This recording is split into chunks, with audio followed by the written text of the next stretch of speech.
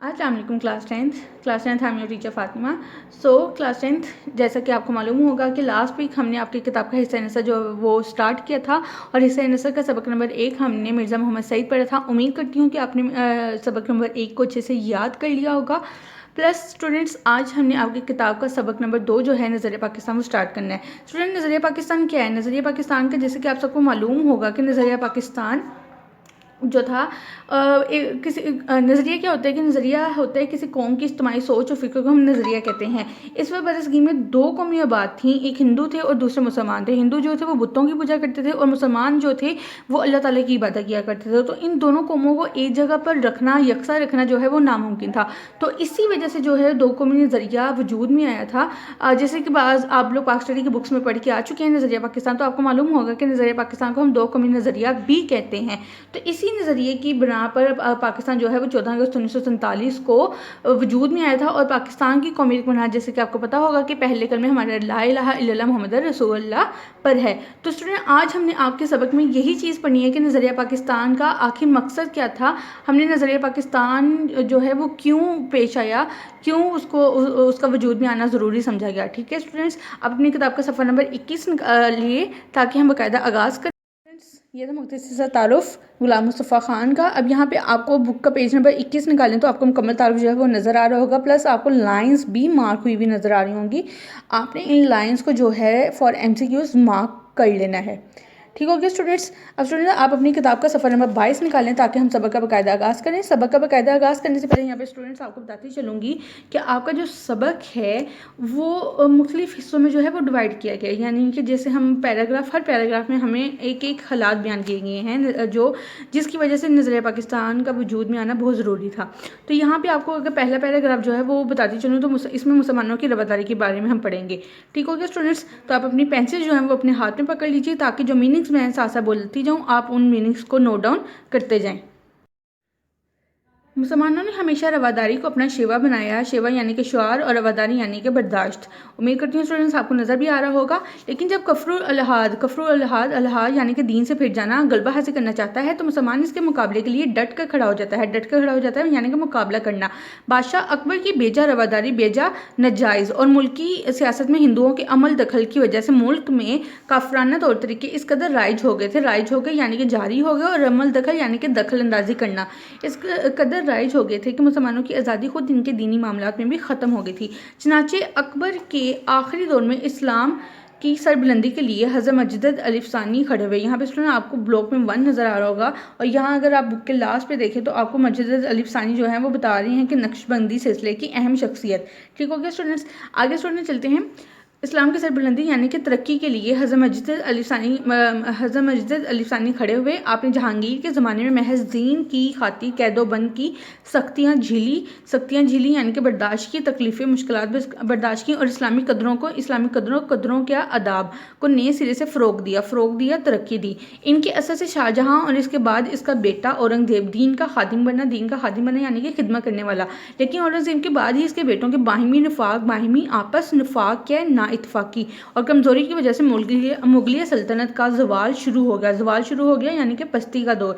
मरहटों और हिंदुओं के कई ग्रोहों ने सर उठाया। अंग्रेज़ों ने अपने कदम जमाए और मुल्क में इंतशार फैल गया यानी कि अफरा तफरी फैल गई। लेकिन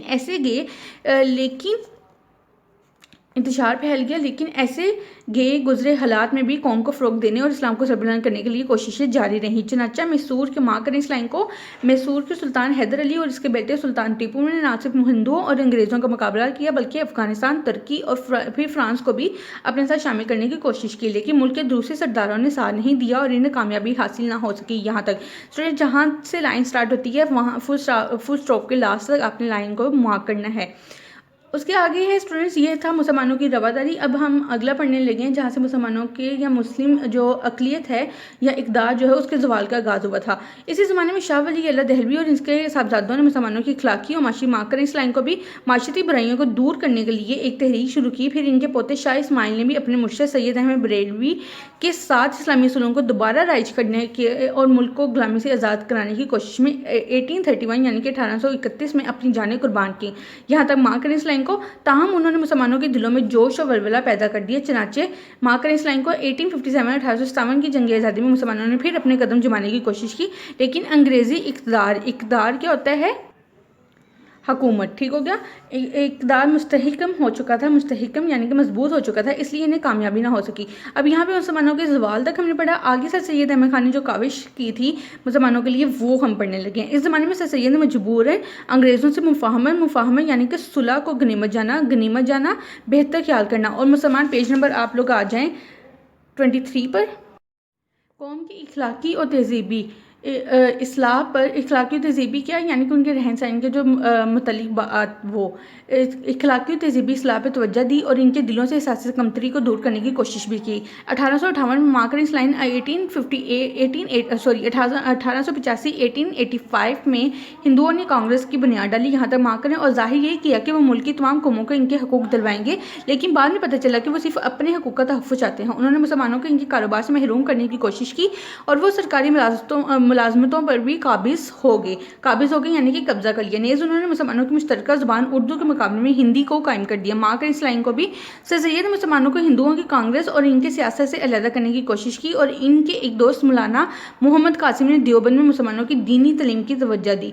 फिर सर सैयद के एक रफ़ीक, मार्कर इस लाइन को सर सैयद के एक रफ़ीक नवाब वक़ारुल मल्क ने 1906 में कुल हिंद मुस्लिम लीग के नाम से मुसलमानों की एक अलग तंजीम की बुनियाद डाली। ये तंजीम ढाके में कायम हुई थी। यहाँ तक मार्कर ने जहाँ हिंदुओं ने साजिश करके मुसलमानों को ज़िक पहुँचाने की यानी कि नुकसान पहुँचाने के लिए मशरक़ी बंगाल और असम का वो सूबा जिसमें मुसलमानों की अक्सरियत थी ख़त्म करा दिया। 1911 में मार्कर इस लाइन को 1911 में इसी इलाके को फिर बंगाल में शामिल करा दिया। नेक्स्ट जो हम पैराग्राफ पढ़ने लगे हैं, इस पैराग्राफ में स्टूडेंट्स हम हिंदुओं और अंग्रेज़ों की जो मुस्लिम दुश्मनी है उसके बारे में पढ़ेंगे। यहाँ से हम स्टार्ट करते हैं कि इसी ज़माने में पहली जंग अज़ीम, मार्कर इस लाइन को पहली जंग अज़ीम छिड़ गई। पहली जंग अज़ीम क्या है, बुक के लास्ट पे आए। पहली जंग अज़ीम जो कि 1914 में शुरू हुई थी और 1919 में ख़त्म हुई थी, ठीक हो गया स्टूडेंट। पहली जंग अज़ीम छिड़ गई और जिसमें अंग्रेज़ का मुकाबला जर्मनी से हुआ और तुर्की ने जर्मनी का साथ दिया। यहाँ तक मार्कर इस लाइन को हिंदुस्तान के मुसलमान चूँकि तरक्की के सुल्तान को हजाज की खिदमत की वजह से खलीफा इस्लाम समझते थे, इसलिए उन्होंने माली और तिब्बी इमदाद बहम यानी कि मदद करना पहुंचाई, जिसकी वजह से हुकूमत बरतानिया को मुसलमानों से अनाज पैदा हो गया यानी कि दुश्मनी पैदा हो गई। लेकिन उन्होंने यहाँ के मुसलमानों से वादा किया कि अगर हमको इस जंग में फ़तह हासिल होगी तो हम किसी तरह भी तुर्की को मज़ीद नुकसान नहीं पहुँचाएंगे। ये वादा महज फ़रेब था, यानी कि धोखा था। चनाचे जब अंग्रेज़ों को फ़तह हासिल हुई तो वो अपने वादे से फिर गए और उन्होंने तुर्की की वसी सल्तनत के टुकड़े टुकड़े कर दिए। तुर्की जो है वो क्या आपको पता होगा कि मुराद यहाँ पर खिलाफत उस्मानिया है, ठीक हो गया स्टूडेंट्स। आगे चलते हैं कि यहाँ के मुसलमानों के इस फ़रेब की वजह से बहुत तकलीफ पहुंची और उन्होंने खिलाफत के तहफ़्फ़ुज़ के लिए मौलाना मोहम्मद अली जौहर, मार्क ने इस लाइन्स को मौलाना मोहम्मद अली जौहर और इनके बड़े भाई मौलाना शौकत अली की रहनुमाई में तहरीक खिलाफत शुरू की। इस ज़माने में हिंदुओं ने मुसलमानों को हिंदू बनाने के लिए, ये मार्क करते जाइएगा स्टूडेंट्स, लाइन जो मैं बोल रही हूँ, मुसलमानों को हिंदू बनाने के लिए शुद्धि की तहरीक शुरू की और इनको ख़त्म करने के लिए संगठन की तहरीक भी शुरू की। फिर 1928 में यानी कि 1928 में कांग्रेस ने जो नेहरू रिपोर्ट शाया की, इसमें मुसलमानों के लिए रहदा नुमाइंदगी का असूल जो वो 12 साल पहले तस्लीम कर चुकी थी बिल्कुल नज़रअंदाज कर दिया गया। आप देख रहे हैं कि हिंदू और अंग्रेज़ों की जो मुस्लिम दुश्मनी थी उसके बारे में बाकायदा बताया जा रहा है। 4 साल के बाद आगे आगाज़ करते हैं कि 4 साल के बाद जब कायद-ए-आज़म मोहम्मद अली जिन्ना ने मुस्लिम लीग की सदारत का मुस्तकिल तौर पर अहदा कबूल किया तो उन्होंने इस तजवीज़ को अमली जामा पहनाने की कोशिश शुरू कर दी। आखिरकार 23 मार्च 1940 को उन्होंने लाहौर के इजलास में वाज़ेह तौर पर ऐलान कर दिया, मार्कर इस लाइन को, कि उन्होंने वाज़ेह तौर पर ऐलान कर दिया कि जिन इलाकों में मुसलमानों की, पेज नंबर 24 पे आ जाएं, जिन इलाकों में मुसलमानों की अक्सरियत है वहाँ एक आज़ाद मुस्लिम रियासत कायम की जाए। इस ऐलान को करारदाद पाकिस्तान कहते हैं। यहाँ तक स्टूडेंट्स मार्क कर लें अपनी लाइंस को कि 23 मार्च 1940 को जो ऐलान किया गया था उस ऐलान को क्या कहा जाता है, करारदाद पाकिस्तान, जिसकी रूह से मुसलमानों को एक आज़ाद और ख़ुद मुख्तार हुकूमत कायम करने का फ़ैसला हुआ। जैसे कि स्टूडेंट्स आप जानते हैं कि यही जो यहाँ पे ही अल्लामा इकबाल ने इलाहाबाद में यानी कि इसी नज़रिए को पेश किया गया था और 23 मार्च को करारदाद पाकिस्तान के पस मंज़र में भी यही नज़रिया दरकार था, जिसकी वजह से क़याम पाकिस्तान जो है वो वजूद में आया। ठीक है, आज अभी तक की जो हमने सबक आपको शुरू किया उसमें हमने क्या क्या पढ़ा है। सबसे पहले मुसलमानों की रवादारी पढ़ी है, फिर मुस्लिम जो अक़लियत है जो उसका ज़वाल, मुस्लिम इक़्तिदार का ज़वाल पढ़ा हमने, हमने सर सैयद अहमद खान की जो काबिशें थी वो पढ़ी हमने, अंग्रेज़ और हिंदुओं की जो मुस्लिम दुश्मनी है उसके बारे में पढ़ा हमने, और सबसे लास्ट में हमने पढ़ा कि अरब मुमलिकत का क़याम जो है वो किस, यानी कि एक नज़रिया जो पेश किया गया था वो कब पेश किया गया था, 23 मार्च 1940 को। तो यहाँ तक हमने स्टूडेंट्स आज पढ़ा है। आप अपनी मीनिंग्स और अपनी लाइन्स को यहाँ तक मार्क कर लीजिएगा। इंशाल्लाह ताला फर्दर हम जो है आपका सबक कल से यहीं से स्टार्ट करेंगे। अल्लाह हाफिज़।